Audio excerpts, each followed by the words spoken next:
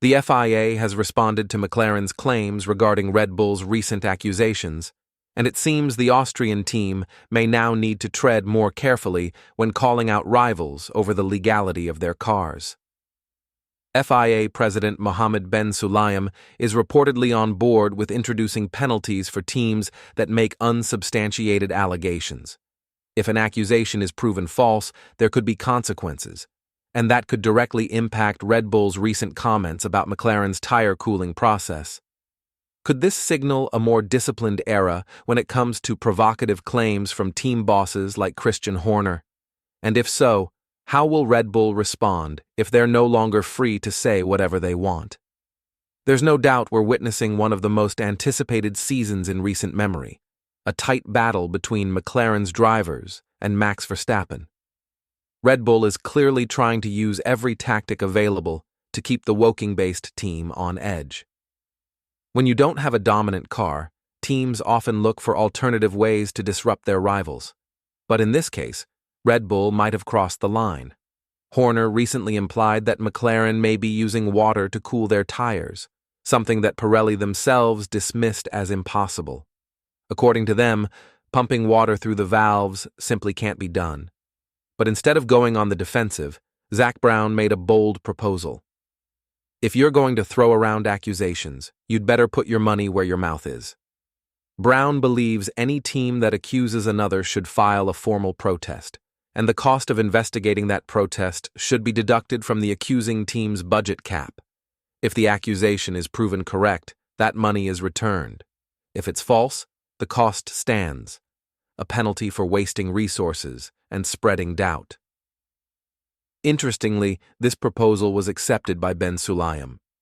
The controversial FIA president appears to have found common ground with Brown, not for the first time.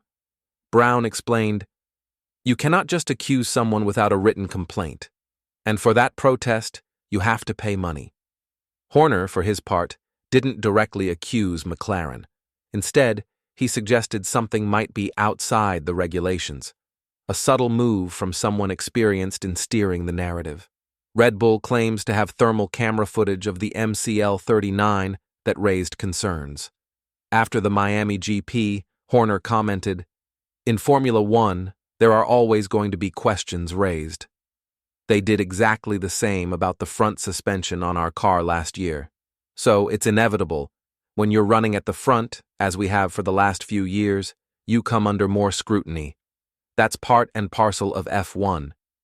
But according to Ben Sulayem, this kind of speculation isn't part of the sport, at least not when it's unfounded. He's calling for more professionalism and genuine transparency, suggesting the current environment of casual accusations must be reined in. Whether these changes reflect a genuine desire to protect the integrity of F1 or simply Ben Sulayem trying to maintain control amid increasing pressure, remains to be seen. His presidency is under serious scrutiny, with elections coming later this year. Rally Dakar winner Carlos Sainz Sr.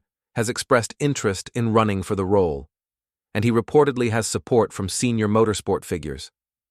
All of this points to potential major shifts in F1 leadership. But what matters most to fans is what's happening on track. Unfortunately, the season ahead might lack the unpredictability of last year. McLaren seems to be in a league of their own, and it's unclear whether other teams can close the gap. Everyone's watching the upcoming Barcelona clampdown on front wings, but the general consensus is that the MCL39 is too far ahead. The challenge now lies with teams like Ferrari and Red Bull. Can they introduce upgrades fast enough to compete? Last year, Red Bull inadvertently helped their rivals by failing to develop their car effectively after Miami. That gave McLaren and Ferrari a window to catch up. But this year, McLaren holds all the momentum, and we could be in for a much more one-sided season. Even Horner admits McLaren's edge lies in tire management. That's the area Red Bull must now understand and improve. Reflecting on this, Horner said, "Obviously McLaren is the standout car. They have the kind of advantage we saw a few years ago. They're clearly doing a very good job managing temperatures. Particularly if you look at the end of the medium tire stint, that's when they were most competitive. They exploit every possible opportunity to stay in the competition. Sometimes they create this narrative like, "We are making miracles here. The others should be winning every single practice, qualifying, and race." But that's just a narrative created by some of our competitors. We read it occasionally, then we turn the page and focus on ourselves. When we do that, we look at the numbers. We look at the facts.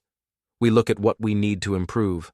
And trust me, there's a lot to improve. From my perspective, Lando and Oscar have been delivering at a consistently high level. So yes, credit to Red Bull, even in how they manage their off-track, non-technical opportunities.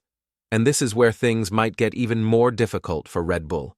There are growing rumors that Verstappen's future with the team is uncertain. The four-time world champion could be exploring other options if the opportunity arises, especially if he finds himself outside the top 3 in the Drivers' Championship.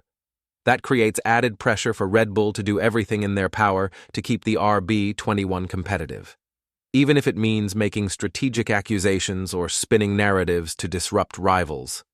So the big question remains, do Ben Sulayem's new rules, requiring teams to pay a penalty out of their budget cap for unproven protests, make sense? And more importantly, where do you see this saga ending? Let us know in the comments below. And once you do that, make sure to check out the video appearing on your screen right now. You won't want to miss it.